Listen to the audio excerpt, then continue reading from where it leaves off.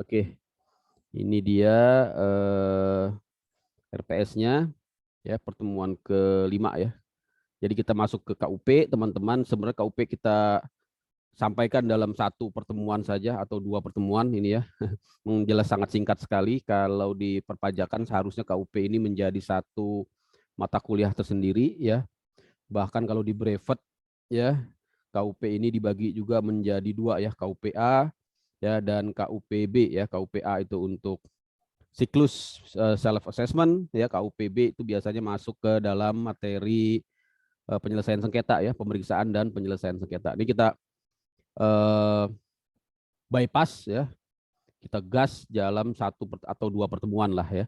Mungkin pertemuan besok masih kita bahas juga tentang KUP ya teman-teman. Oke, linknya sudah di copy ya Bu Yesika. Oke, terima kasih.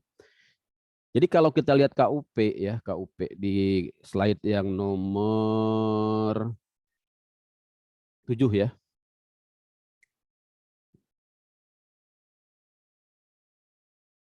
Mulai dari pendaftaran ya. Jadi bicara KUP itu mulai dari pendaftaran atau yang sekarang masih menggunakan NPWP. Nanti kita lihat di Undang-Undang HPP ternyata ada progres yang terbaru, yaitu tidak lagi menggunakan NPWP ya, tapi langsung ke NIK ya. Nanti kalau saya lihat perkembangan yang terakhir, nanti modelnya akan ada aktivasi ya, aktivasi NIK ya. Jadi tidak semua yang ber-NIK itu menjadi wajib pajak, tapi nanti dilihat dari syarat subjektif dan syarat objektifnya. Apa itu syarat subjektif? Tentunya subjeknya ya, orangnya. Kalau dia orang pribadi ya, NPWP orang pribadi, tentunya dia harus lahir dan berdomisili di Indonesia ya. Bisa saja bukan lahir di Indonesia tapi dia berdomisili atau bertempat tinggal di Indonesia dalam periode ya minimal 183 hari, dia sudah menjadi subjek ya, subjek pajak yang harus memiliki NPWP ya. Tapi ada lagi syarat apa namanya? Syarat objektif ya, yaitu sudah memiliki penghasilan di atas penghasilan tidak kena pajak gitu ya teman-teman. Jadi sebenarnya tidak semua yang ber-NIK itu nanti menjadi wajib pajak. Ini sangat tergantung sekali tadi dari syarat objektif. Gitu ya teman-teman ya. Nah, untuk KUP tadi saya sampaikan ada yang namanya siklus ya.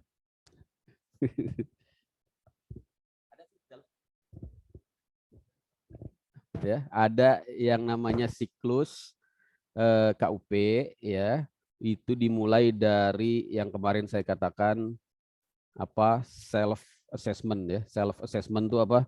3M ya, mendaftar ya, kemudian mendaftar sendiri ya.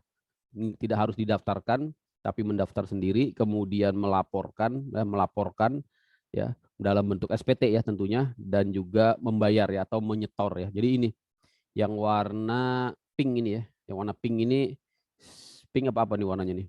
Yang inilah pokoknya ya. Ini yang disebut dengan siklus self assessment. Ini yang akan kita pelajari di pertemuan ini ya teman-teman ya. Sesudah siklus self assessment, yaitu berupa membetulkan juga masuk self assessment ya teman-teman ya. Jadi walaupun kita sudah store SPT ya, kalau dalam tempo 5 tahun ya masih ada yang dapat kita perbaiki, maka kita bisa melakukan pembetulan. Istilahnya pembetulan ya. Untuk pembetulan ini ada dua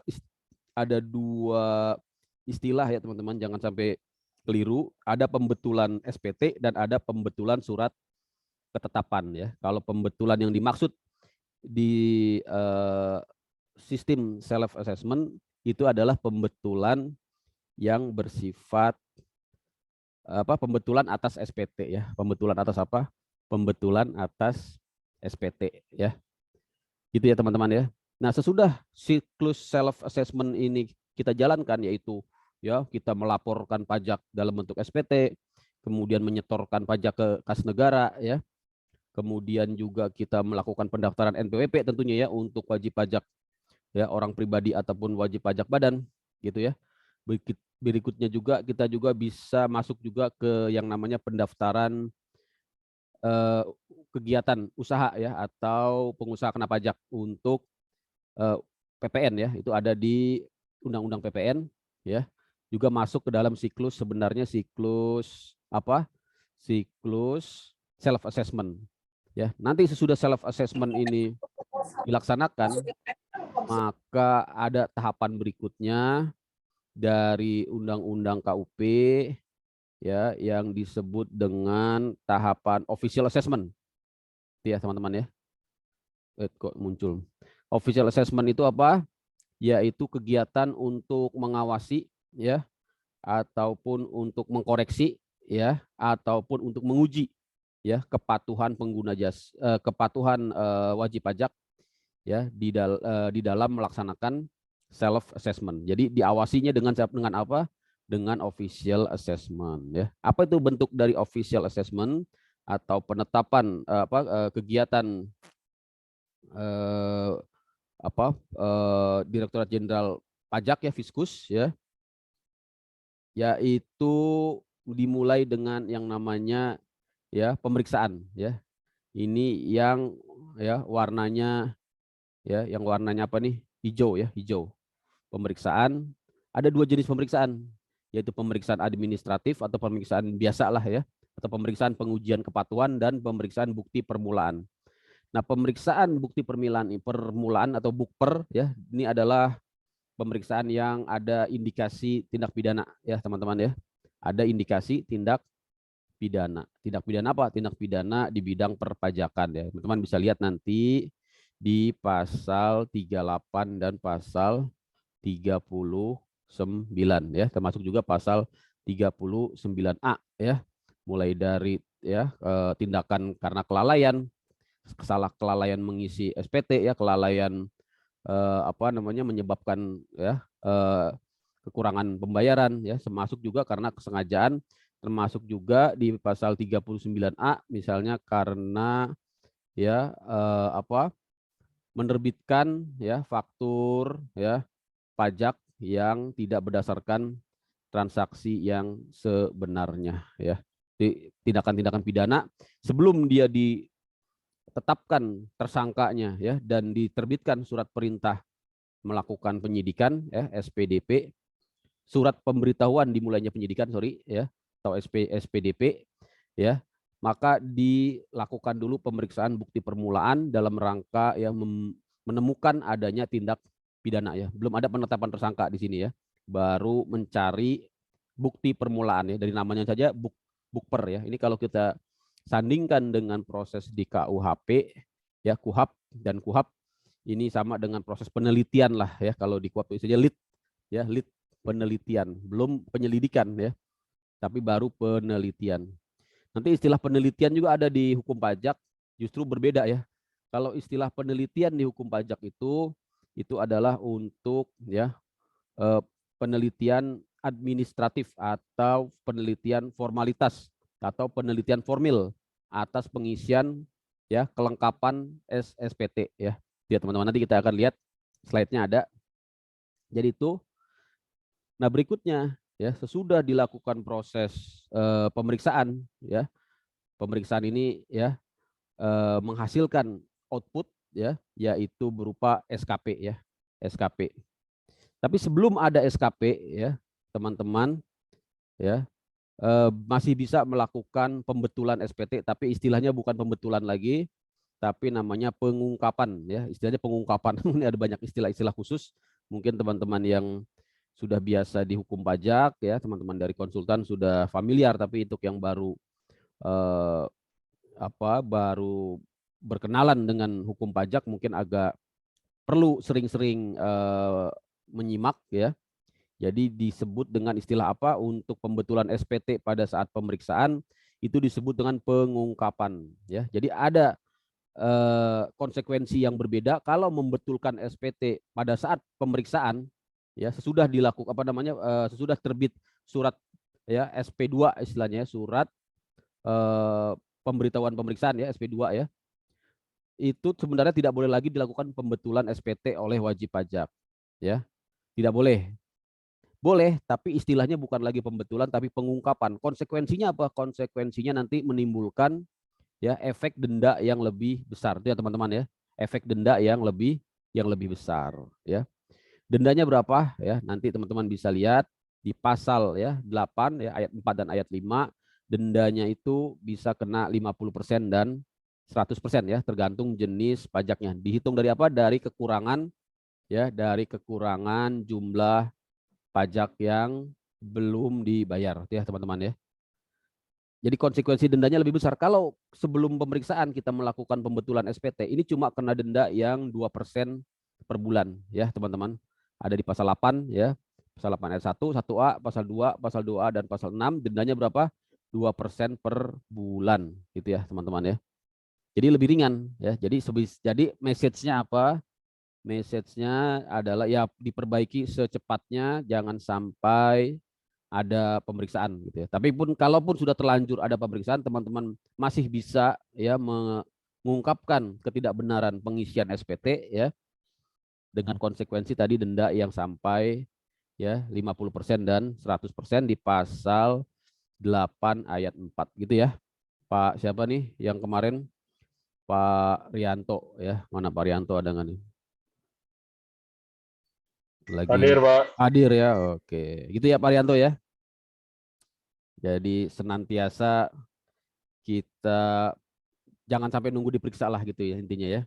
Kita perbaiki secepatnya ya untuk menghindarkan denda yang lebih besar di level pemeriksaan. Begitu juga kalau sudah ada indikasi pidana ya di bukti permulaan, ternyata juga masih diberikan kesempatan ruang untuk melakukan pengungkapan ketidakbenaran. Cuman istilahnya berbeda ya Pak Rianto. Kalau sudah di bukper itu bukan lagi pengungkapan ketidakbenaran pengisian, tapi istilahnya apa? Istilahnya apa? Pengungkapan ketidakbenaran perbuatan ya. Jadi sudah ada unsur pidananya, tapi kita mengaku sehingga tidak dinaikkan ke level yang lebih membahayakan, yaitu level penyidikan. Tidak jadi ditetapkan tersangka, tidak jadi diterbitkan SPDP karena wajib pajak di sini diberikan hak ya untuk mengaku istilahnya lah ya, mengaku ya atau pengungkapan ya ketidakbenaran perbuatan gitu ya. Pak Rianto dan Pak siapa kemarin Pak Edward Pak siapa tuh yang dari konsultan Pak siapa ada nggak nih Pak Edward ya gitu ya. Jadi kalau sudah masuk ke bukper teman-teman bukti permulaan ini ya sudah ada indikasi tindak pidana, kita masih dimungkinkan untuk melepaskan diri dari proses pemidanaan oleh Direktorat Jenderal Pajak, yaitu menggunakan sarana yang ada di pasal 8 ayat 3. Nanti teman-teman buka di Undang-Undang KUP pasal 8 ayat 3 ya, tapi tentunya mengandung konsekuensi ya berupa denda yang lebih besar ya. Dendanya berapa? Ya, untuk Undang-Undang KUP ya dendanya ada di kisaran angka berapa? 200% ya, 200 apa 150? 150% ya, 150% ya Pak Arianto ya. 150%. Tapi kemarin sudah diinfokan juga oleh Pak Edward ya. Pak Edward Pak siapa itu di Undang-Undang Cipta Kerja dikasih keringanan yaitu sampai di angka 100%. Ini udah pernah ya? Ini udah pernah saya kasih tahu ya? Apa di kelas lain ya? Mungkin di kelas lain sepertinya. Gitu ya teman-teman ya. Nah, kelas ini belum ya. Tapi kalau ternyata juga tidak melakukan pengungkapan ya, maka nanti akan diterbitkan yang namanya SKP ya, SKP KB. Surat ketetapan pajak kurang bayar ya. Surat ketetapan pajak kurang bayar. Ya. Atau tidak hanya kurang bayar yang akan diberikan penetapan SKP ya. Bisa juga ya tergantung dari hasil pemeriksaan tentunya ya. Bisa saja menjadi surat ketetapan lebih bayar ya. Atau surat ketetapan pajak nihil ya. Nah, nanti kita lihat apa itu SKP lebih bayar, apa itu SKP nihil, apa itu SKP kurang bayar. Tentunya juga ada yang berikutnya yang disebut dengan SKP kurang bayar ya, SKP surat ketetapan pajak ya, KB kurang bayar tambahan. Jadi bisa diterbitkan lebih dari satu kali. Yang penting daluarsanya ya, daluarsanya berapa tahun? Yaitu 5 tahun ya teman-teman. Daluarsa penetapan berapa? 5 tahun. Itu ya. Saya kira itu Jadi teman-teman nanti kalau sudah memahami satu slide ini sebenarnya KUP teman-teman sudah hampir bisa pegang gitu ya. Artinya ada 3 siklus tadi ya. Siklus apa? Siklus self assessment, siklus official assessment ya. Siklus official assessment itu terdiri dari pemeriksaan dan pemeriksaan bukper termasuk penerbitan SKP ya. Nanti masih berlanjut lagi apabila SKP ini tidak dilakukan ya, pelunasan. Berapa lama pelunasannya? Yaitu 30 hari ya. Apabila tidak dilakukan pelunasan atau tidak dilakukan upaya hukum ya berupa keberatan ya, nah, maka akan timbul yang namanya siklus berikutnya masih dalam fase self assessment, official assessment, yaitu yang disebut dengan penagihan ya, penagihan. Kemarin sempat mungkin saya singgung yang namanya penagihan pajak itu ternyata sangat ya, sangat apa namanya? Keras sekali mungkin ya, keras. Kok keras ya? Sangat apa namanya? Mengerikan lah. Karena sampai dengan ya menyita ya kan, sampai dengan melelang ya, bahkan bisa melakukan yang namanya tindakan penyanderaan. Itu ya teman-teman ya. Yang ini yang kemudian banyak disalahpahami oleh lawyer termasuk ya lawyer-lawyer yang belum memahami tentang hukum pajak, dikiranya tindakan penyitaan, tindakan penahanan atau penyanderaan dikiranya sudah ada pemidanaan. Padahal bukan ranah pidana, masih dalam ranah administrasi ya. Sehingga akibatnya karena salah memahami jenis ya tindakannya, jenis bidang hukumnya, maka nanti upaya hukum yang ditempuh oleh para lawyer tersebut pun bisa jadi menjadi salah karena dikiranya ini sudah masuk ke pemidanaan. Beberapa lawyer banyak ya menempuh upaya hukum pra peradilan ya, pra peradilan padahal belum ada penetapan tersangka, belum ada SPDP ya. Nah, gitu ya. Tapi namanya pengadilan tidak boleh menolak perkara ya, tetap disidangkan sidang pra peradilannya. Padahal objek yang digugat secara pra peradilan tersebut belum memenuhi, tidak masuk ke dalam jenis yang bisa diajukan pra peradilan. Tapi anehnya ya kalau teman-teman telusuri dari berbagai putusan pengadilan ada yang ya putusannya mengabulkan gitu ya, mengabulkan ya. Gitu ya teman-teman. Akibatnya apa? Ya akibatnya ya tentunya menjadi kebingungan juga ya. Di satu sisi ya putusannya menjadi unexecutable juga ya, karena memutuskan yang tidak ada apa namanya dasar hukumnya gitu ya. Misalnya pra peradilan nih, apa yang mau dihentikan peradilannya ya? Orang belum masuk ke penyidikan gitu kan, belum ada penetapan tersangka, belum ada SPDP gitu ya teman-teman ya. Itu di satu sisi yang nanti bisa menjadi kajian kita bersama. Berikutnya masih di siklus apa tadi? Official assessment ya, yaitu yang namanya ya penagihan tadi ya, penagihan. Penagihan ini yang paling akhir sekali ya. Jadi kalau sudah penagihan ini terlewati ya, bahkan sampai timbul surat paksa ya, ternyata masih juga belum dilunasi ya, bisa teman-teman menempuh upaya hukum yang namanya gugatan gitu ya. Jadi gugatan ini bisa gugatan atas penagihan gitu ya. Apa yang bisa digugat yaitu surat paksa ya, kemudian surat perintah melakukan pelelangan, surat perintah melakukan penyitaan SPMP ya, pengumuman lelang itu juga bisa digugat ya.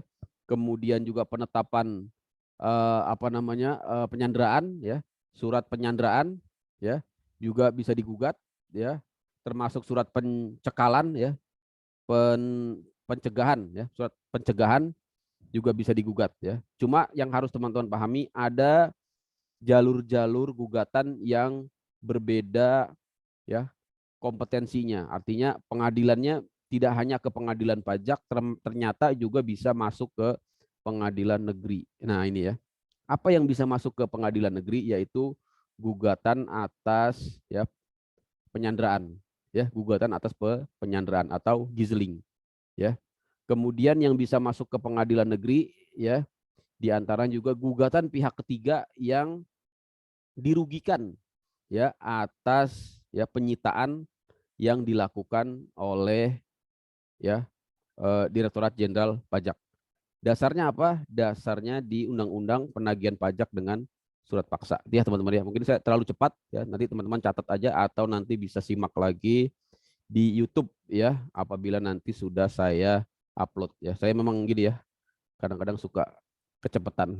Tapi kalau buat Pak Rianto ini sudah ya udah hatam semua lah ini ya.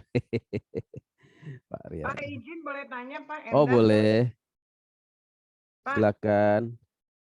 tadi Bapak sempat bilang ada SKP yang kadaluarsanya 5 tahun ya Pak. Siap, siap. Betul, Bu, Itu betul sekali. SKP-nya SKP kalau misalnya ada pemeriksaan terus Mm-mm, lanjut timbul SKP Pak mm-mm, karena hasil analisa Fiskus bukan mm-mm, hasil data WP, mm-mm. itu ada kadaluarsanya nggak sih Pak? Ada, tadi sudah saya sampaikan. Jadi daluarsanya 5 tahun. Jadi kalau 5 tahun nggak tertagih juga SKP itu sebenarnya secara undang-undang nih ya Bu ya. Mungkin secara Ya, praktek kan memang masih dikejar juga. Tapi secara undang-undang ibu sudah, bukan ibu lah, mungkin wajib pajak gitu ya. Wajib ya. pajak memiliki istilahnya legal ya argumentasi hukum lah, ya kekuatan hukum dari undang-undang untuk tidak lagi ya dibebani utang pajak. Kalau bisa selamat dari 5 tahun itu ya Bu. Siapa tadi Ibu siapa? Endah Pak. Bu Endah ya. Siap.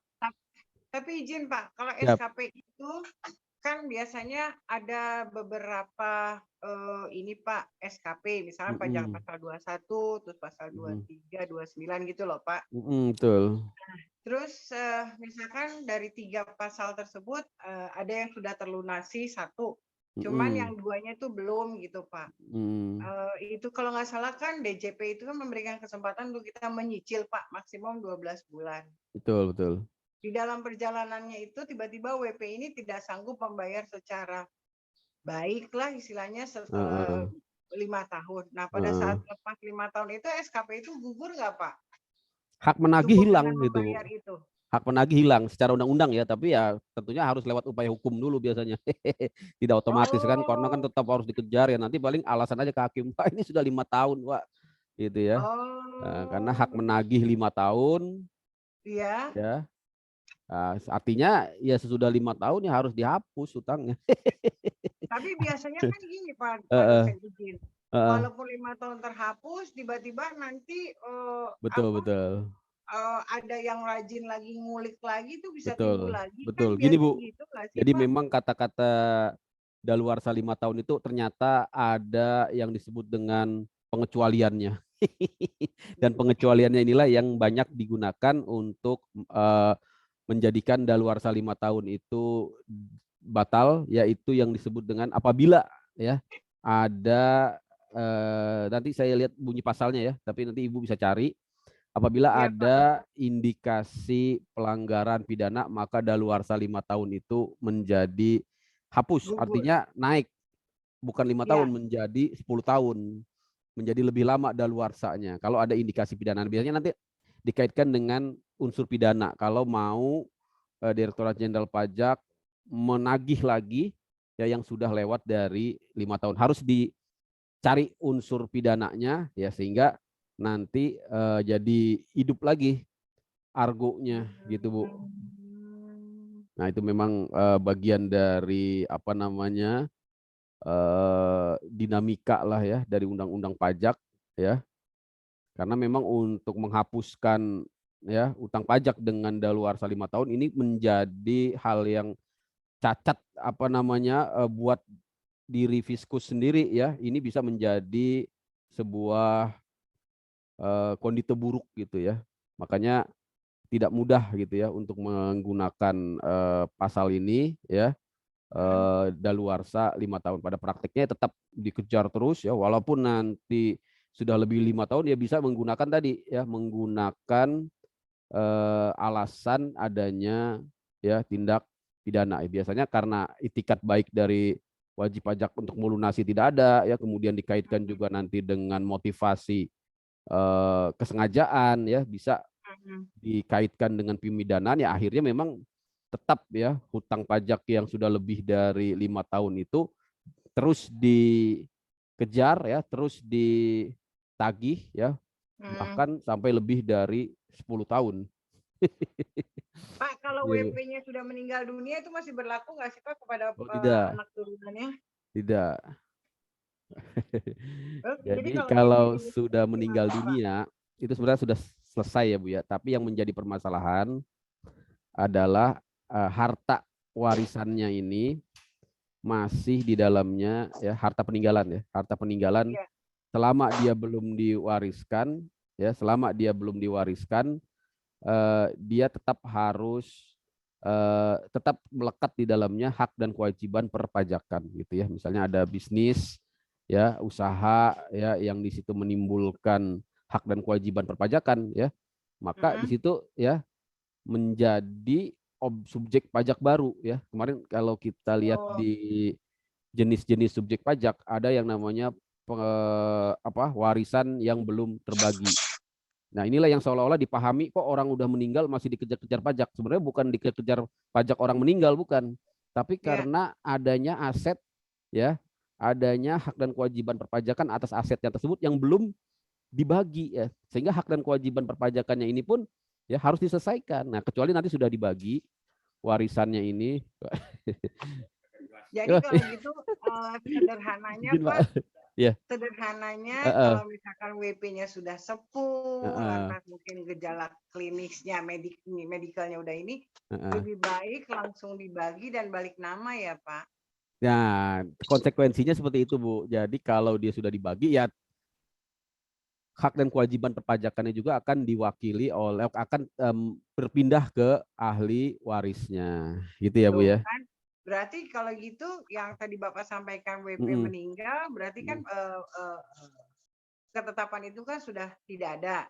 Tetapi bila mana asetnya masih ada, itu yang masih dikejar, kan diwakili oleh ahli waris kan. Dan gitu, diwakili Pak? oleh betul sekali. Nah, sekarang kalau misalkan harta WP yang ada yang mempunyai SKP terhutang itu meninggal, lantas warisnya sudah terbagi dan sudah dibalik nama semua kepada Pak ahli waris, ahli anak cucunya masih dikejar juga nggak Pak?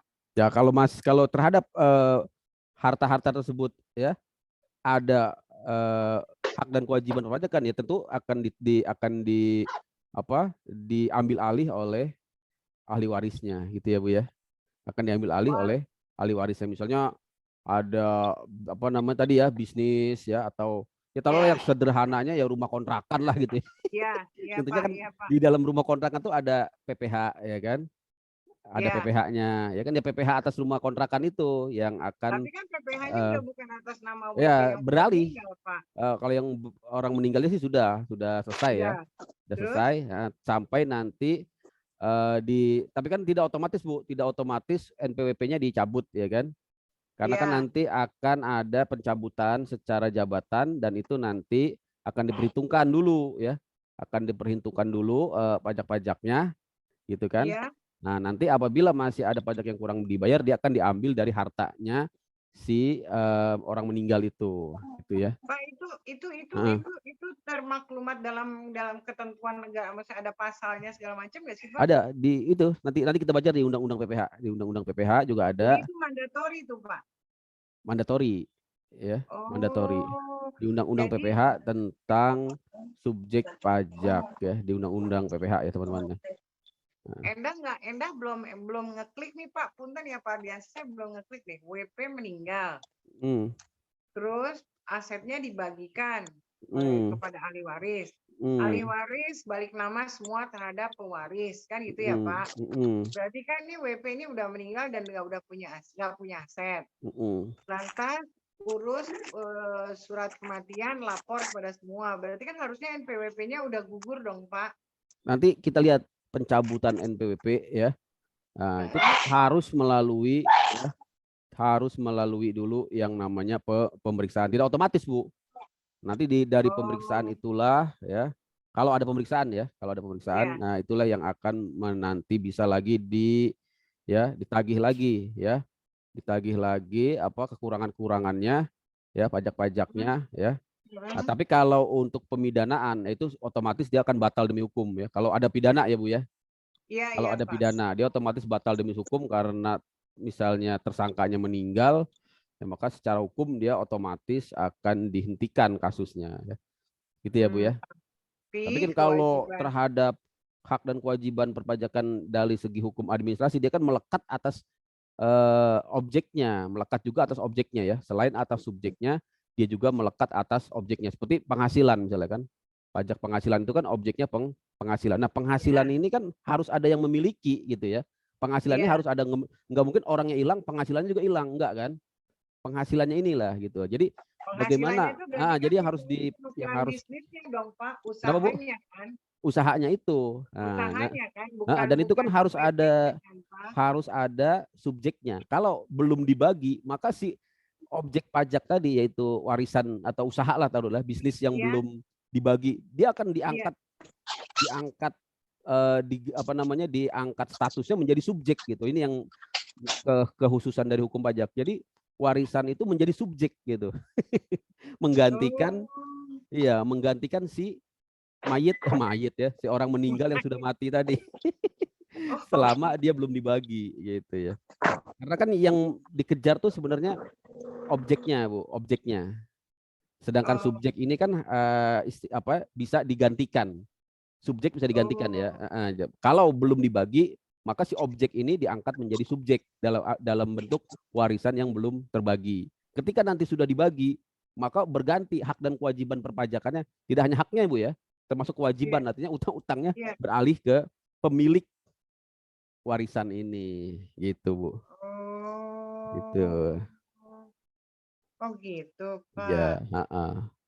Jadi itu ya dengan Bu ya. kata lain, kalaupun kita mau menyicil dengan sesuai kemampuan, mau yang namanya melewati 5 tahun, tetap aja dicicil aja lebih baik begitu ya, Pak? Oh iya, itu Bu. SKP-nya itu ya, Pak, Tapi betul? dicicil aja, betul. Karena kan nanti ya itu tadi ya daluarsanya kan walaupun daluarsa itu tadi saya katakan 5 tahun, tapi ada pengecualian ya.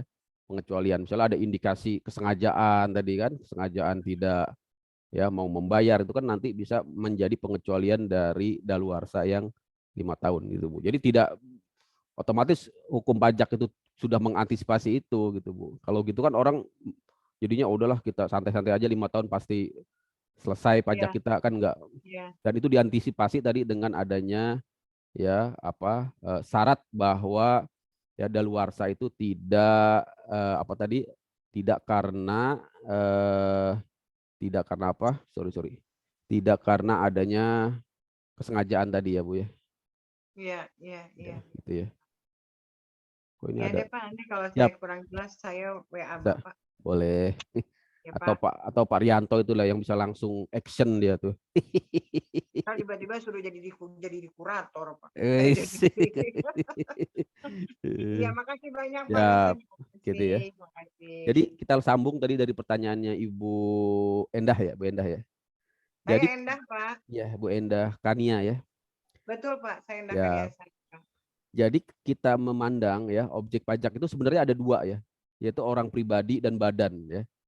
Ketika orang pribadi ini meninggal ya, maka timbul subjek pajak baru yang disebut dengan subjek pajak pengganti. Ini yang jarang dipahami ya oleh orang-orang yang tidak belajar hukum pajak, yaitu yang warna kuning ini ya, warisan yang belum terbagi ya, sebagai satu kesatuan ya, menggantikan yang berhak. Yaitu kenapa kan namanya aja warisan ya. Warisan ini harusnya objek.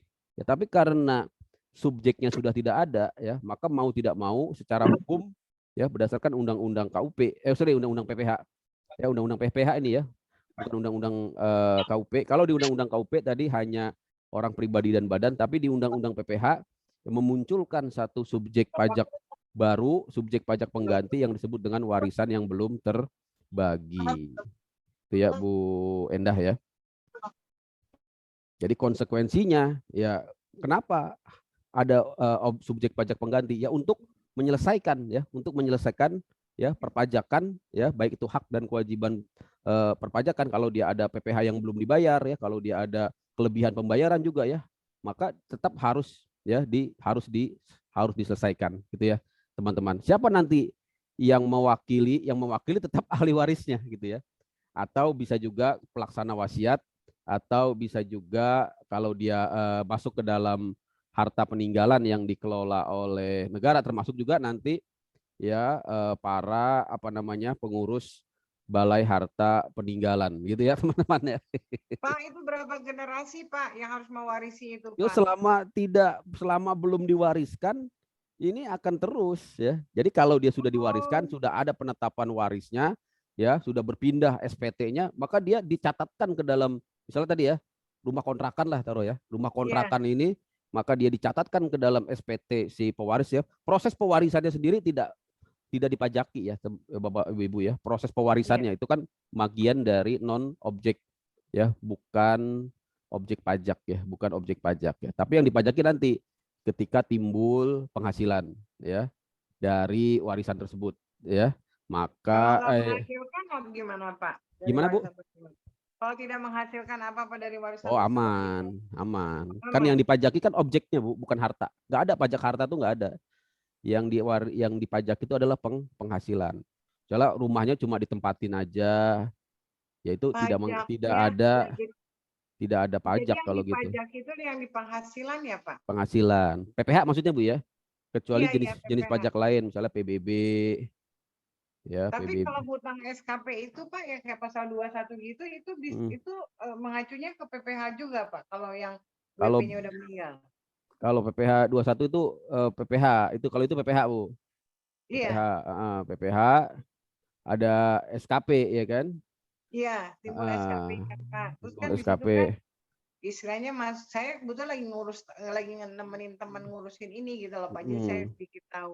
Terus kan itu Hmm. masuk tuh Pak ke Departemen Sita Jaminan kan gitu Pak Hmm. istilahnya. Hmm. Terus kan teman saya ini kan bersedia untuk menyicil kan seperti itu Hmm. Pak. Ya Oh kan ini dengan udah terbit SKP ya, udah terbit udah Pak, SKP, udah orangnya udah karena kan meninggal. itu Itu sih hasil sebenarnya nanti kita cek lagi ya kalau itu sih bisa diusulkan untuk penghapusan sebenarnya Bu ya. Jadi nanti ada penghapusan pajak salah satunya WP sudah meninggal. Ya WP nah, sudah meninggal.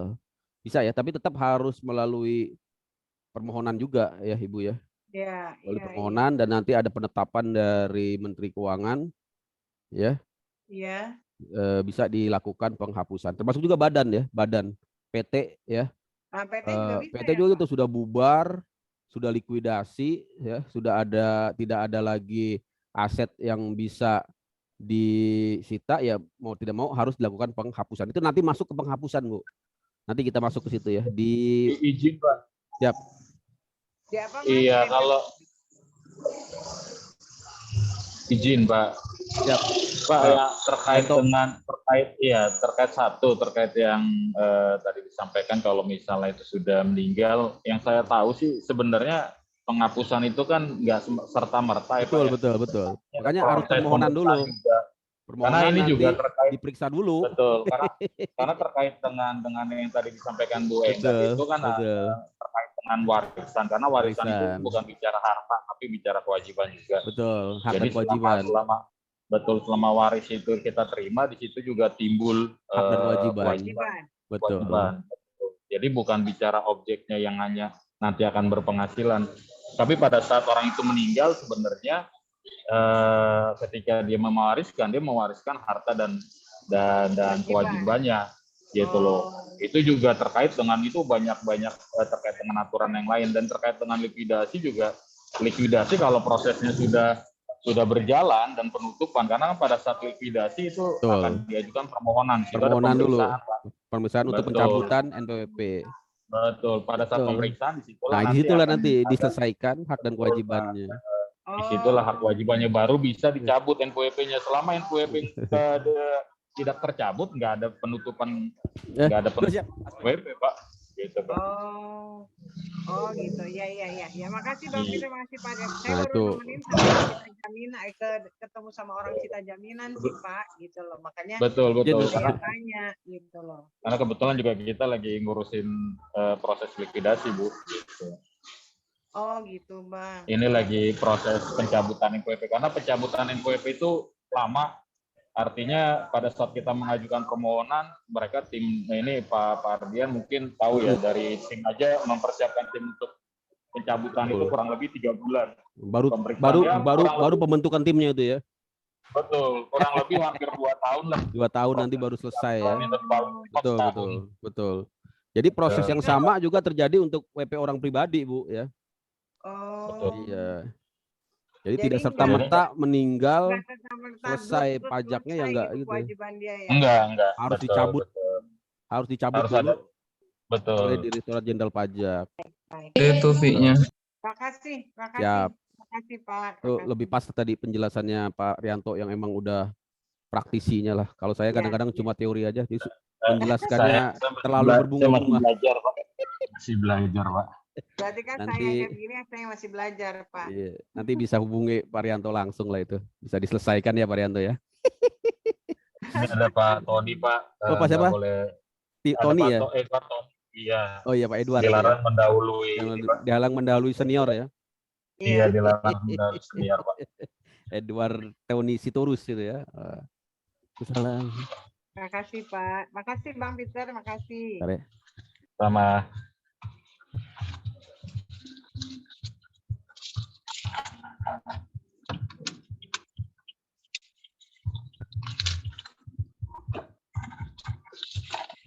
Itu ya teman-teman ya, bagus sekali ini diskusinya, luar biasa.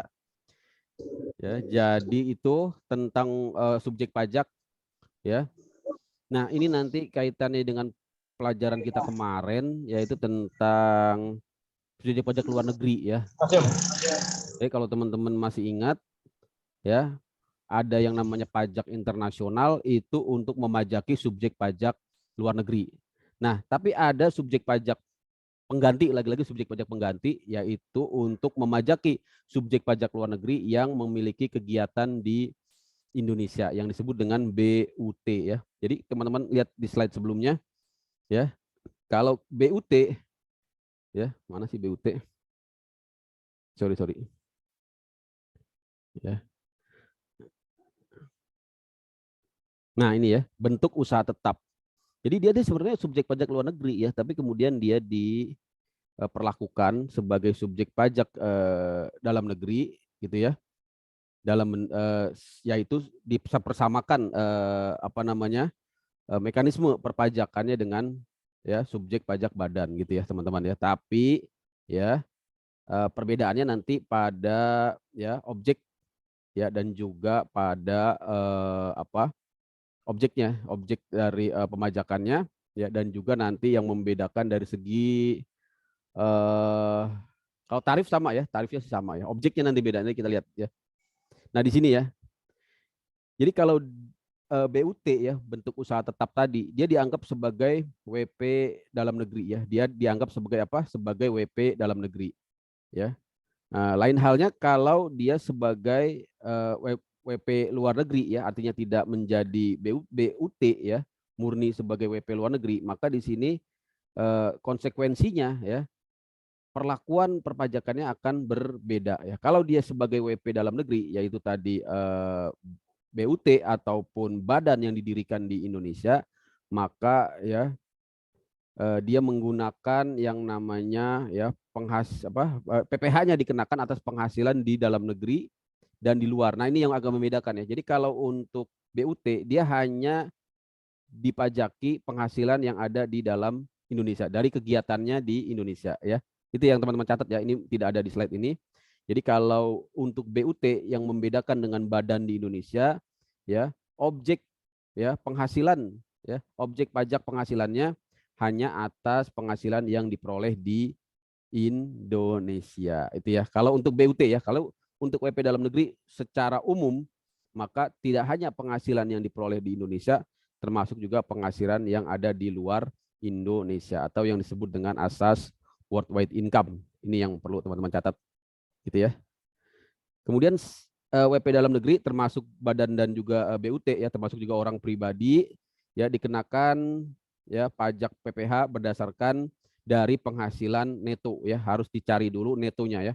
Kalau dia orang pribadi tentunya dengan dikurangi ya biaya-biaya ya jabatan ya, atau dengan menggunakan kalau dia seorang profesional yang belum menyelenggarakan pembukuan, dia bisa menggunakan yang disebut dengan ya apa disebut dengan norma ya, norma penghitungan ya PPH ya, norma penghitungan penghasilan neto ya, NPPN.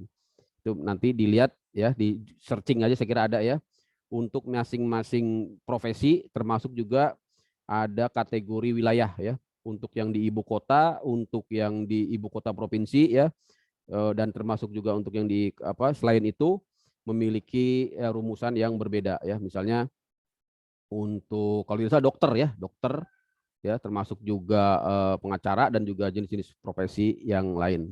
Gitu ya teman-teman ya. Dan dia akan dikenakan tarif umum ya. Tarif umum ini adalah tarif pasal 17 ya.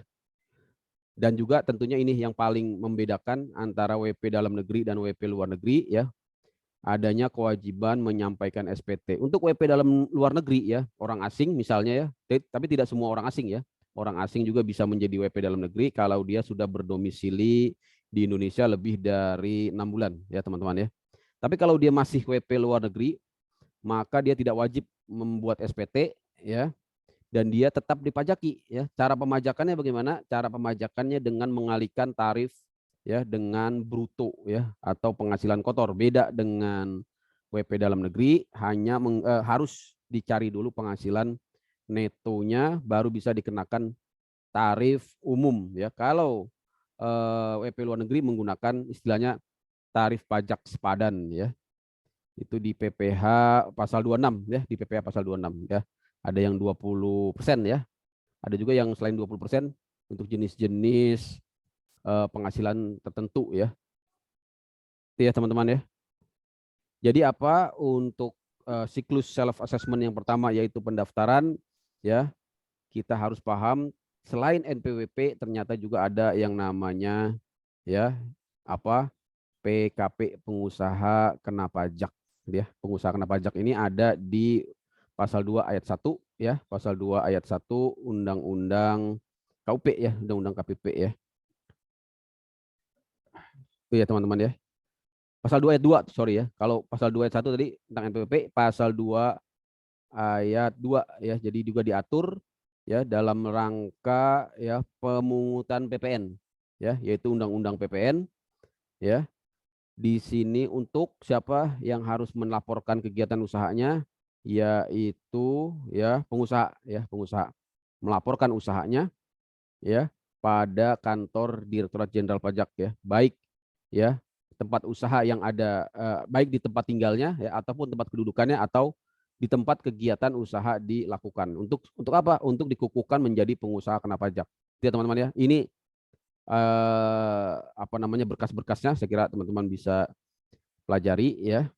Ini mekanismenya ya, tapi ini sebelum adanya undang-undang HPP ya yang menggunakan NIK ya. Tentunya kita tunggu bagaimana proses aktivasi NIK menjadi NPWP ya di dalam regulasi terbaru, belum ada ya.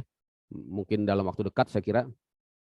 Saya kira itu untuk NPWP ya. Kemudian juga di sini teman-teman bisa baca di slide yaitu adanya opsi bagi wanita ya yang kawin ya yang juga memiliki penghasilan ya, dia dapat menggabungkan penghasilan istri dapat juga digabung dengan suami ya, atau di sini juga diberikan opsi untuk ya apa namanya pisah ya, untuk pisah. Jadi ini dua opsi ya yang memang diperkenankan di dalam undang-undang ya, yaitu suami dan istri masing-masing memiliki NPWP sehingga hak dan kewajiban perpajakannya terpisah ya. Tapi memang yang idealnya ya penghasilan suami dan istri tersebut ya digabung ya sehingga NPWP istri sama dengan NPWP suami ya, atau dengan kata lain hak dan kewajiban perpajakannya digabung gitu ya. Tapi memang diberikan juga opsi untuk melakukan pelaporan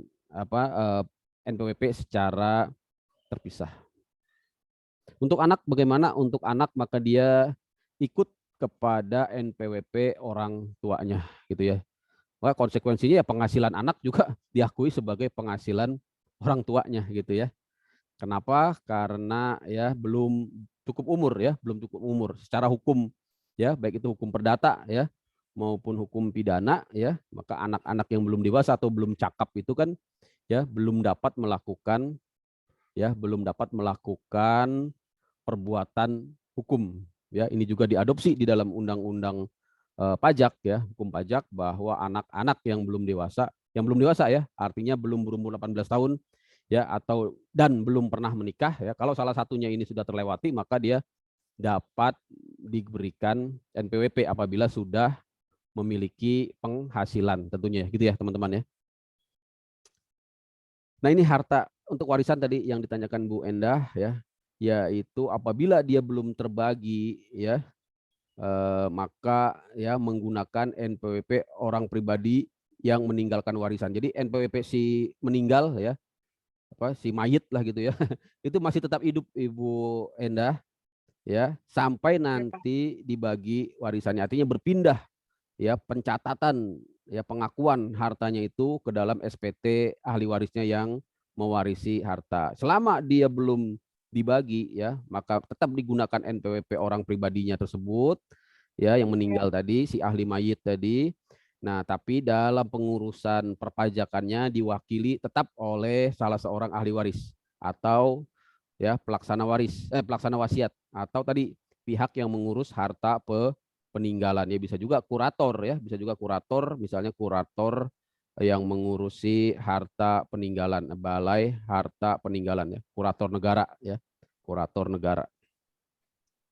Gitu ya teman-teman ya. Ya, Pak. Jadi diterbitkan secara jabatan NPWP apabila tidak ada kesadaran ya, inisiatif untuk mendaftarkan diri, maka akan turun Direktorat Jenderal Pajak memberikan NPWP dengan konsekuensi ya, apabila wajib pajak tidak melakukan kewajibannya untuk mendaftarkan NPWP, maka konsekuensinya apa? Ya, dikenakan pajak, ditarik mundur ya, sampai paling lama 5 tahun sebelum diterbitkannya NPWP ya. Apa yang dikenakan? Bisa PPh tentunya ya, bisa juga kalau dia kaitannya dengan PKP tentunya PPN ya. Bagaimana caranya? Ya tinggal dilihat jejak-jejak historisnya gitu ya. Ya dengan data yang tersedia ya, kalau belum ada pembukuan ya tentunya bisa menggunakan pendekatan-pendekatan lain yang dimiliki oleh Direktorat Jenderal Pajak. Yang bisa dilihat ya dari omset dari asumsi ya. Ini rame tokonya gitu ya. Wah, 1 bulan omset ya 1 M ya, maka setahun ya 12 M. Wah, PPh-nya PPN-nya berapa? Tinggal kali aja 10% ya, 10% dari 12 M ya, 1,2 M itu baru PPN-nya ya. Belum PPh-nya ya. PPh dari omset segitu ya, dihitung-hitung, wah ini kira-kira keuntungannya berapa ya, misalnya keuntungannya 20% dari 12 M berapa tuh ya, taruhlah 5 M ya, 5 M ya, pajaknya kena yang 30% misalnya ya, 30% dari 3 M ya, taruhlah 2 M ya, tadi 2 M tambah 1,2 M ya, sekitar taruhlah 3 miliar gitu ya. Tarik mundur itu baru 1 tahun, belum sanksinya ya kan. Sanksinya tadi kan kalau dia kena SKP bisa kena sanksi yang kenaikan ya. Kalau dia kaitannya dengan PPh kenaikannya bisa 50% ya kan. Kalau kaitannya dengan PPN kenaikannya bisa 100%. Nah ya, diakumulasi 5 tahun, wah dihitung-hitung bisa berapa nih ya, 20 M mas tuh ya. Padahal uangnya udah habis ya, keuntungannya udah dipakai buat macam-macam. Itulah yang ngeri-ngeri sedap, makanya waspada ya. Sebisa mungkin kita ya daftarkan ya kegiatan usaha kita ya, yang paling ini kan usaha ya, karena tidak sadar usahanya sudah berkembang ya, tahu-tahu perpajakannya tidak diurus ya, tidak mendaftarkan NPWP, tidak mendaftarkan PKP ya, karena ada kewajiban yang melekat secara undang-undang ya, tanpa harus menunggu adanya petugas pajak. Itu ya teman-teman ya. Saya kira itu yang sangat penting.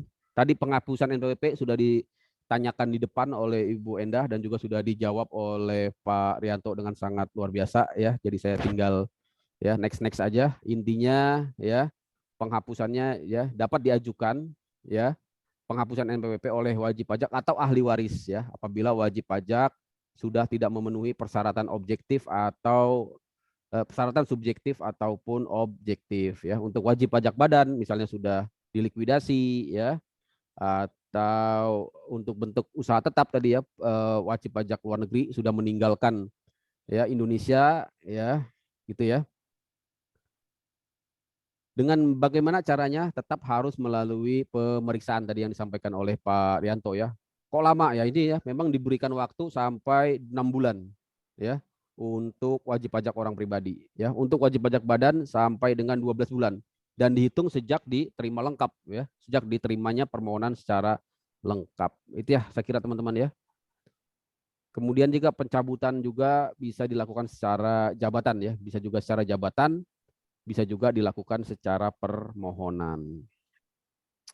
Ini ya, pencabutan NPWP ya atau PKP ya, misalnya kepada orang pribadi yang telah meninggal ya tadi ya, dan tidak meninggalkan warisan ya. Kalau masih meninggalkan warisan, maka ya warisannya itu sebenarnya yang ya menjadi apa namanya objek ya, objek pajak ya. Kemudian bendahara pemerintah ya yang tidak lagi memenuhi syarat sebagai WP ya, OP yang telah meninggalkan Indonesia untuk selama-lamanya ya. Saya kira dan seterusnya ya, teman-teman bisa baca di sini apa-apa saja yang menjadikan NPWP ya dapat dilakukan pencabutan ya. Nah, berikutnya kita akan masuk ke siklus berikutnya yaitu pelaporan pajak atau SPT ya. Ini yang biasa kita buat setiap tahun di akhir di akhir tahun ya. Bukan di akhir tahun ya. Kita biasanya bikin di awal tahun tapi sebenarnya untuk tahun pajak sebelumnya gitu ya. Jadi kalau kita sekarang di tahun 2022 maka kita melaporkan pajak kita yang di tahun 2021. Itu ya teman-teman ya. Apa saja yang dilaporkan ternyata tidak hanya terkait dengan pajak ya, juga harta dan kewajiban. Ya, harta juga kita masukkan, kewajiban ya, utang piutang ya juga kita masukkan gitu ya. Ini merupakan ya kewajiban yang melekat berdasarkan undang-undang ya, undang-undang KUP ya teman-teman ya. Kemudian ini ya kriteria SPT yang benar ya, yang harus dilaksanakan oleh wajib pajak itu harus benar, lengkap dan jelas gitu ya. Kemudian juga harus dalam bahasa Indonesia ya. Dapat menggunakan bahasa asing untuk pembukuan ya. Untuk pembukuannya boleh menggunakan bahasa asing ya. Kalau SPT-nya tetap bahasa Indonesia ya. Pembukuan dengan bahasa asing ya, mata uang juga dengan selain rupiah boleh untuk pembukuan ya. Tapi untuk SPT-nya tetap harus dalam bahasa Indonesia dan tetap dalam mata uang. Mata uang selain rupiah diperbolehkan juga ya untuk SPT ya. Tapi harus izin dari Menteri Keuangan. Dapat ditandatangani ya secara elektronik. Sekarang sudah menggunakan e-filing, tentunya menggunakan elektronik ya. Nah, ini yang jangan sampai terlewat ya, karena ada jangka waktunya untuk SPT masa 20 hari sejak akhir masa pajak ya. Jadi kalau sekarang bulan Juni ya, maka kewajiban penyampaian SPT masa itu untuk PPN ya, bisa juga untuk jenis-jenis pajak PPH potput ya. Itu adalah tanggal 20 di bulan berikutnya gitu ya. Jadi untuk SPT tahunan orang pribadi 3 bulan ya. Makanya kita kemarin paling lambat bulan Maret ya, Januari, Februari, Maret akhir Maret harus sudah menyampaikan SPT gitu ya. 3 bulan setelah akhir tahun pajak ya. Kalau untuk badan itu 4 bulan, jadi sampai dengan akhir bulan April ya, akhir bulan April ya. Yang kalau sudah lewat maka kena sanksi di pasal 7 ya, yaitu sanksi keterlambatan. Nanti kita lihat besarannya. Ini ada pengecualian penyampaian SPT ya untuk wajib pajak usaha kecil ya, dengan kemudian juga untuk wajib pajak dapat memperpanjang penyampaian SPT-nya tentunya dengan menyampaikan permohonan ya atau pemberitahuan secara tertulis ya kepada Direktorat Jenderal Pajak gitu ya teman-teman ya. Saya kira ini ada selain pemberitahuan ya, ini juga cara untuk tadi ya, untuk memperpanjang ya jangka waktu penyampaian SPT. Saya kira ini teman-teman bisa lihat ya. Kemudian nanti apabila masih belum disampaikan SPT maka akan ada teguran ya. Akan ada teguran ya. Dan juga tentunya apabila masih juga tidak disampaikan nanti ini SPT yang tidak ditantangani ya. Mana kita langsung ke dendanya aja deh. Ini untuk SPT. Ini lampiran-lampiran SPT ya, yaitu neraca, rugi laba, ini untuk badan tentunya ya, untuk badan atau wajib pajak yang menyelenggarakan pembukuan ya. Lampiran-lampiran saya kira nah ini ya yang paling penting ada denda keterlambatan yaitu 500.000 untuk SPT masa PPN dan 100.000 untuk masa SPT masa lainnya gitu ya. Kemudian 1 juta untuk WP badan ya dan 100.000 untuk WP orang pribadi. Itu ya teman-teman ya. Sanksi pun bisa dihapuskan atau tidak dikenakan ya, misalnya terhadap orang pribadi yang telah meninggal tadi ya. Jadi yang sudah meninggal ya, karena dia sudah meninggal, kewajiban penyampaian SPT-nya keterlambatan atas penyampaian SPT-nya dapat dihilangkan gitu ya, tidak dikenakan sanksi ya. Ataupun WP yang sudah tidak lagi melakukan kegiatan usaha ya, juga keterlambatannya dapat tidak dilakukan sanksi itu ya teman-teman ya. Juga karena akibat dari kondisi overmah ya, kondisi yang memaksa. Nah ini pembetulan tadi sudah saya sampaikan di slide pertama sekali, yaitu kemauan sendiri dari wajib pajak untuk membetulkan SPT yang tidak betul ya. Ya. Tapi pembetulan ini ya ada syaratnya. Yang pertama harus disampaikan dalam jangka waktu 5 tahun tentunya, dalam jangka waktu 5 tahun. Yang kedua, apabila terkait dengan pernyataan rugi ya ataupun kelebihan pembayaran, maka ya paling lambat harus disampaikan 2 tahun sebelum daluarsa penetapan ya. Daluarsa penetapan berapa lama? 5 tahun ya. Artinya pada ya tahun ketiga ya, pada tahun ketiga paling lambat pada akhir tahun ketiga ya, maka SPT lebih bayar ya atau SPT rugi tersebut harus sudah disampaikan.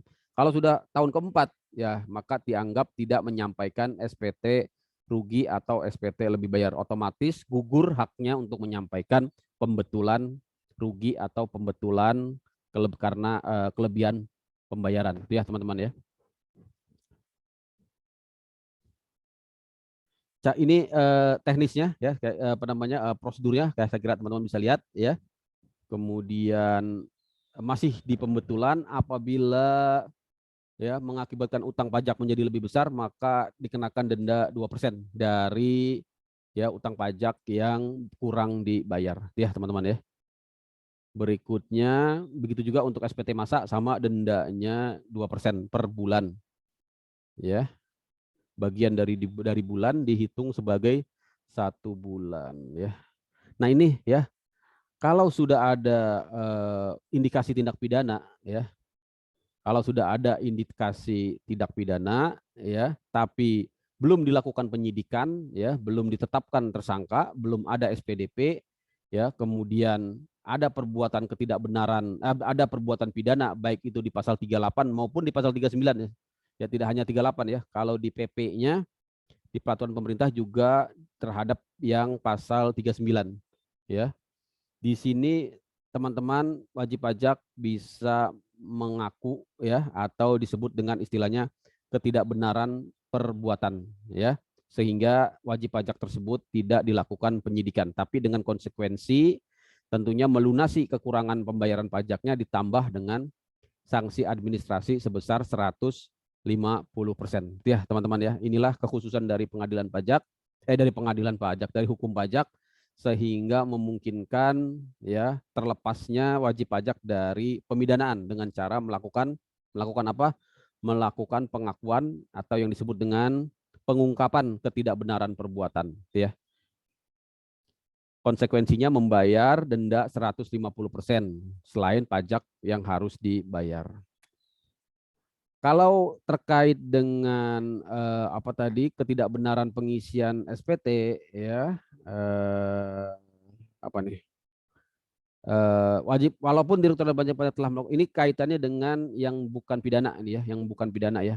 Jadi yang sudah telah dilakukan pemeriksaan tapi masih ada kesalahan dalam pengisian SPT ya, dan wajib pajak berkeinginan, berinisiatif untuk melakukan pembetulan, ini disebut dengan ketidakbenaran pengisian ya, gitu ya teman-teman ya.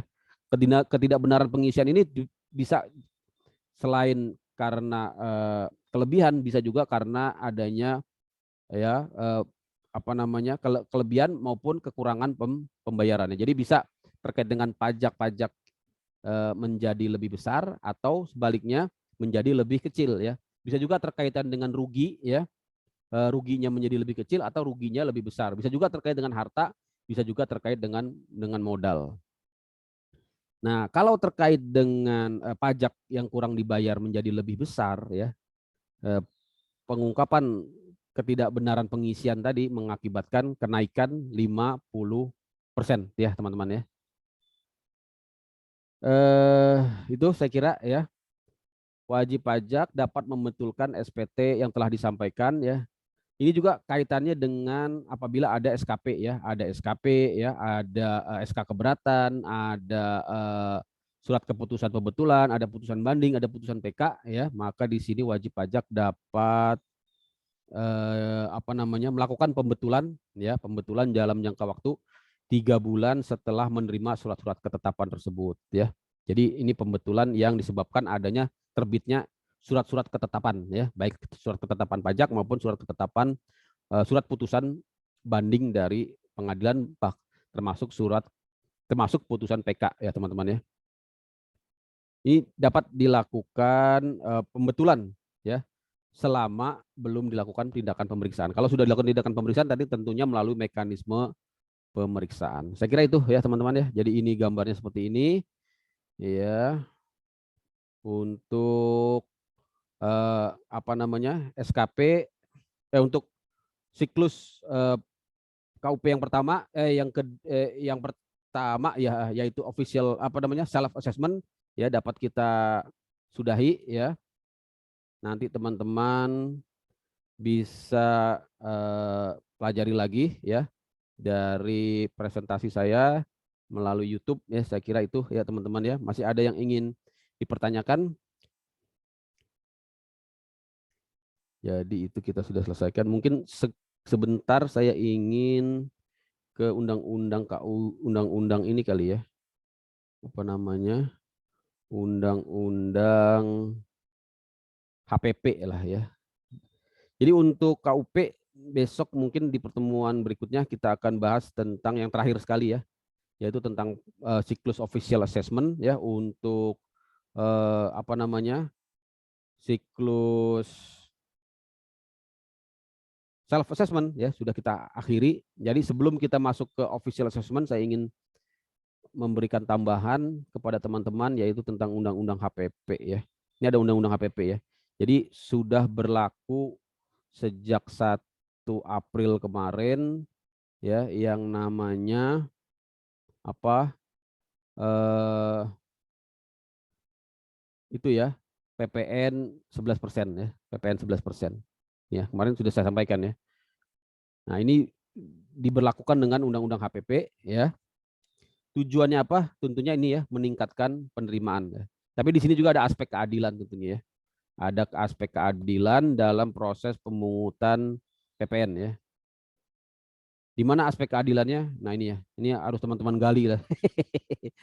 Tapi yang paling jelas sih tentunya aspek penerimaannya ya, aspek penerimaannya ya. Kalau untuk aspek keadilannya, ya ini harus diteliti lagi ya, di mana aspek keadilannya. Mungkin ini menjadi bahan diskusi teman-teman ya. Jadi berikutnya ya, yang ada diatur di dalam masalah PPN di dalam undang-undang HPP yaitu adanya PPN final ya, tarif final ini yang baru ya. Jadi tujuannya apa? Tujuannya adalah untuk memberikan apa kemudahan lah gitu ya, karena administrasi PPN ini lumayan rumit ya, misalnya bagaimana cara mengkreditkan ya, cara menerbitkan faktur pajak ya, banyak di situ terjadi kesulitan ya, sehingga digunakanlah besaran tertentu tarif PPN final ya, tarif PPN final yang lebih rendah dari tarif umum tentunya ya, gitu ya teman-teman ya. Kemudian selain itu ya, tarif PPN juga masih diberikan apa namanya, diskresi lah ya, diskresi ataupun kewenangan kepada pemerintah ya, untuk bisa menaikkan ataupun menurunkan PPN dengan pertimbangan ekonomi ya, atau dengan pertimbangan kebutuhan dana untuk pembangunan, sehingga PPN ditetapkan batas atas dan batas bawahnya ya, yaitu 5% dan 15%. Gitu ya teman-teman. Jadi yang sekarang 11% sebenarnya ya tidak perlu mengubah undang-undang, bisa dilakukan nanti penyesuaian. Ya teman-teman. Berikutnya ternyata isu mengenai pengenaan PPN atas ya, barang-barang kebutuhan pokok ternyata tidak benar ya. Ya. Mungkin itu hanya wacana saja, tapi pada prakteknya, pada kenyataannya di Undang-Undang HPP ya, tetap diberikan pembebasan ya terhadap barang-barang kebutuhan pokok ya teman-teman ya. Yang beda apa? Yang beda hanya jenis fasilitasnya saja ya. Kalau dulu dia masuk ke pasal 4A, kalau dulu dia masuk ke apa? Tidak dipungut ya, tidak dipungut ya. Sekarang dia masuk ke fasilitas pembebasan gitu ya. Bedanya apa? Nanti justru ini lebih menguntungkan ya Pak Rianto ya. Kalau fasilitas pembebasan ya untuk barang-barang kebutuhan pokok ya, ini akan mengakibatkan dapat dikreditkan ya, dapat dikreditkannya pajak-pajak masukan gitu kan. Nah, gitu ya. Coba kita baca ya. Walaupun barang kebutuhan pokok, jasa pendidikan dan jasa kesehatan memang dihapus ya. Memang dia dihapus dari daftar barang dan jasa yang tidak dikenai PPN ya. Nah, tapi kalau kita lihat di pasal 16B ya, nah, di sini dimunculkan ya barang kebutuhan pokok dan jasa-jasa ya. Jadi barang kebutuhan pokok dan jasa yang tadinya tidak dikenakan sekarang masuk ke dalam dibebaskan. Itu ya teman-teman ya. Jadi tetap tidak timbul PPN, tapi hanya berbeda jenis fasilitasnya. Kalau dulu tidak dikenakan, tidak dikenai PPN, sekarang menjadi dibebaskan ya, dibebaskan dari pengenaan pajak. Itu ya teman-teman ya. Berikutnya apa? Di sini ada ya penghasilan yang sama sekali tidak dikenakan pajak, yang sebelumnya tidak ada ya. Maka sekarang dengan adanya Undang-Undang HPP ini ya, untuk penghasilan yang masih di bawah 500 juta, yaitu penghasilan usaha mikro dan kecil ya, tidak dikenakan PPh sama sekali ya. Kalau dulu masih kena yang minimal tarif yang 0,5% dari omset ya, tapi sekarang kalau masih di bawah 500 juta dia sama sekali tidak perlu membayar PPh. Itu ya teman-teman ya. Berikutnya apa? Lapisan baru tarif PPh. Nah ini ya. Jadi ada lapisan baru, kita langsung aja ke lapisannya ini ya. Jadi kalau dulu ya sebelum Undang-Undang HPP ya, kita mengenal ada 4 lapis ya. Yang di bawah 50 juta ya, kemudian 50 juta sampai 250 juta, kemudian 250 juta sampai 500 juta, dan terakhir yang 500 juta ke atas. Nah, dengan adanya Undang-Undang HPP, maka ditambah 2 lapisan baru, yaitu lapisan yang paling bawah. Kalau dulu 50 juta, sekarang diperlebar ya lapisannya, yang kena tarif 5% sampai dengan penghasilan 60 juta ya teman-teman ya. Kemudian yang 15% ini relatif masih sama ya, cuma yang beda startnya dari 60 juta. Yang 25% ya sama persis ya, tidak ada perubahan. Yang 30% ini berubah ya. Kalau dulu yang 30% ini 500 juta ke atas, sekarang dibatasi 500 juta sampai 5M. Dan muncul lapisan baru ya, lapisan yang ke berapa nih? 1, 2, 3, 4, 5, yang kelima ya. yaitu yang menimbulkan tarif baru, yaitu tarif tertinggi 35% untuk penghasilan yang 5M. Ya teman-teman ya.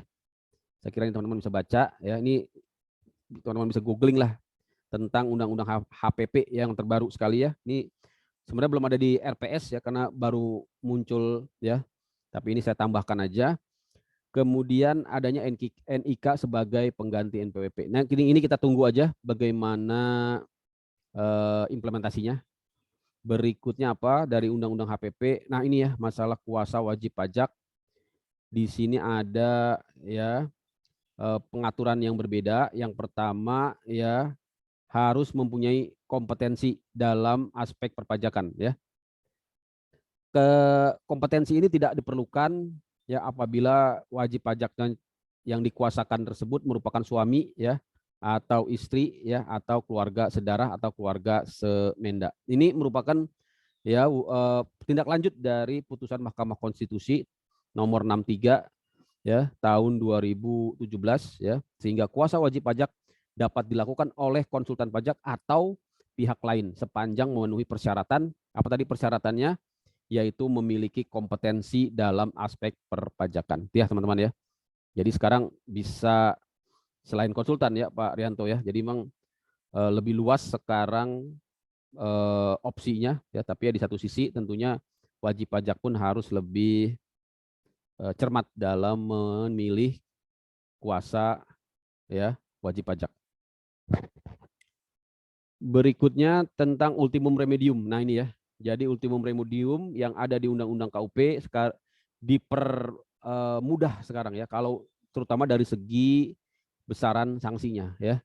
Kalau dulu besarannya 400% ya untuk menghentikan penyidikan, sekarang cukup dengan 300% ya. Jadi untuk kepentingan penerimaan negara, penyidik tindak pidana penyidikan dapat dihentikan ya jika wajib pajak melunasi pokok pajak plus sanksi ya sebelum adanya penuntutan ya. Jadi diatur kalau bahkan sekarang sampai ke persidangan ya teman-teman ya. Sebelum dibacakan penuntutan dalam sidang ya masih bisa dihentikan ya. Kalau dulu kan kalau kemarin di undang-undang yang KUP kan selama dalam proses penyidikan ya. Tapi sekarang sudah masuk ke penuntutan pun masih dapat dihentikan gitu ya. Gitu ya teman-teman ya. Jadi ini pengaturan baru di Undang-Undang HPP ya. Jadi lebih diperluas lagi jangkauan dari ultimum remediumnya. Berikutnya tarif PPh ini ya. Yang tadinya direncanakan 20%, sekarang kembali lagi di angka 22% untuk tahun 2022 ya. Jadi di Undang-Undang Cipta Kerja sebenarnya ya untuk tahun 2022 itu PPh-nya 20% ya Pak Rianto ya. Tapi Undang-Undang HPP kembali ya ke tarif awal yaitu 22%. Jadi nggak jadi lebih rendah ya. Nah, ini masalah tax treaty ya, yaitu prosedur MAP juga diatur di Undang-Undang HPP ya, teman-teman nanti bisa lihat apa itu MAP. Kemarin sudah kita bahas yaitu tentang penyelesaian sengketa pajak melalui persetujuan bersama dengan negara mitra P3B ya. Sehingga putusan dari MAP ini nanti menjadi final ya, bahkan dapat bukan menganulir istilahnya ya, dapat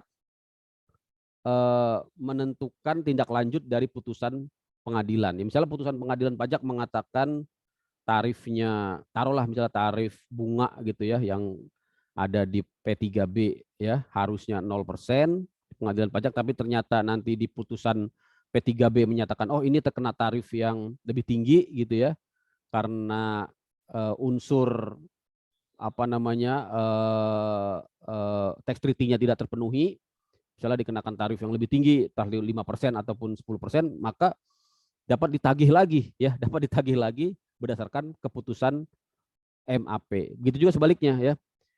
Kalau di pengadilan misalnya putusan pengadilan pajak maupun keputusan PK menyatakan oh ini tarifnya 10% ya untuk misalnya bunga ya, pajak PPh 26 misalnya ya. Tapi kemudian di MAP memutuskan lebih rendah ya, maka bisa dilakukan restitusi pengembalian dari MAP. Ini teman-teman bisa baca di pasal 27C Undang-Undang KUP sebagaimana telah diubah dengan Undang-Undang HPP. Saya kira itu ya.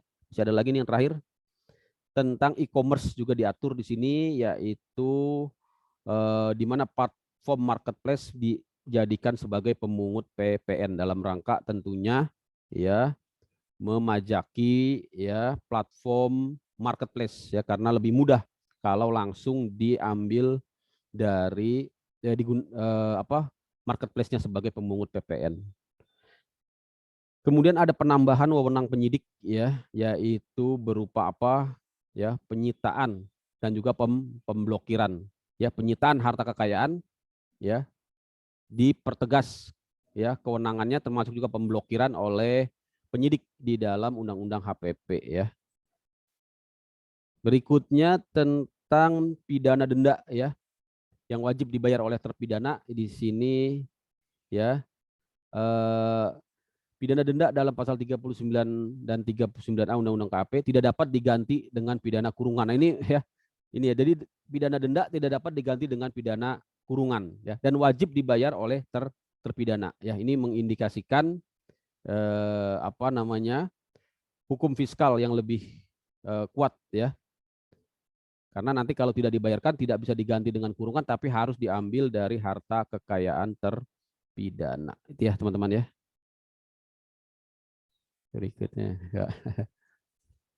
Berikutnya masalah amortisasi, ini kira-kira teman-teman nanti bisa baca ya. Saya kira itu ya untuk Undang-Undang HPP sebagai tambahan dari kuliah ini. Saya kira cukup dulu ya teman-teman ya. Ada yang mau didiskusikan untuk materi kali ini?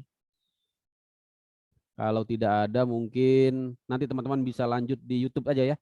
YouTube nanti kalau saya sudah share, ada masih yang belum jelas ya, atau ingin didiskusikan, bisa nanti teman-teman pertanyakan di YouTube. Saya kira itu ya. Oke, Pak. Oke, ini ada berapa orang? Ada 25 nanti. Pak. Saya print screen dulu lah, saya screenshot dulu ya. Ini mohon izin lebih cepat ini ya. Ya, Pak, nggak apa-apa, Pak. Ya, Pak.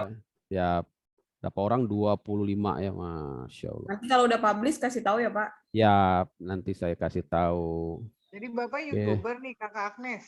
Ya, Iya, YouTuber Wow. ini, YouTuber jadi-jadian. Nggak apa-apa, Pak. Yang penting berguna, Pak, edukasi. Berguna, siap. Bukan nyari subscriber saya. Untuk Iya. nge-share ini aja. Followernya berapa nih, Pak? Followernya alhamdulillah sudah 250.000. Wow. Enggak, 250 aja. Itu pun mahasiswa karena Dari terpaksa aja itu. subscriber tapi nyari cuan ya Pak. Mahasiswa Jangan lupa semua. pajaknya ya Pak Peter. Bang. Oh, nanti pajaknya ya. Iya, ini udah ngajar hukum pajak malah nggak bayar pajak lagi. Bang Peter kode mulu, Bang Peter. Baik, terima kasih teman-teman. Ya, makasih ya, Terima kasih, Pak. Pak. Ayo. Makasih Pak, maaf Sampai Pak. jumpa lagi Bercanda. di minggu depan. Insya Allah kita masuk ke pertemuan ke-6 berarti ya. Sudah Ya, masuk betul. ke sengketa pajak ya. Atau nanti kita lihat tentang PPN dan PPH. Makasih. Assalamualaikum warahmatullahi wabarakatuh. Selamat siang. Selamat berakhir siang, pekan. Pak. Terima Salam kasih. sehat semuanya. Terima kasih. Waalaikumsalam. Terima kasih, Pak Andrian. Waalaikumsalam. Sama-sama. Selalu, Pak. Sehat Sehat selalu ya, semuanya. Pak. Yuk.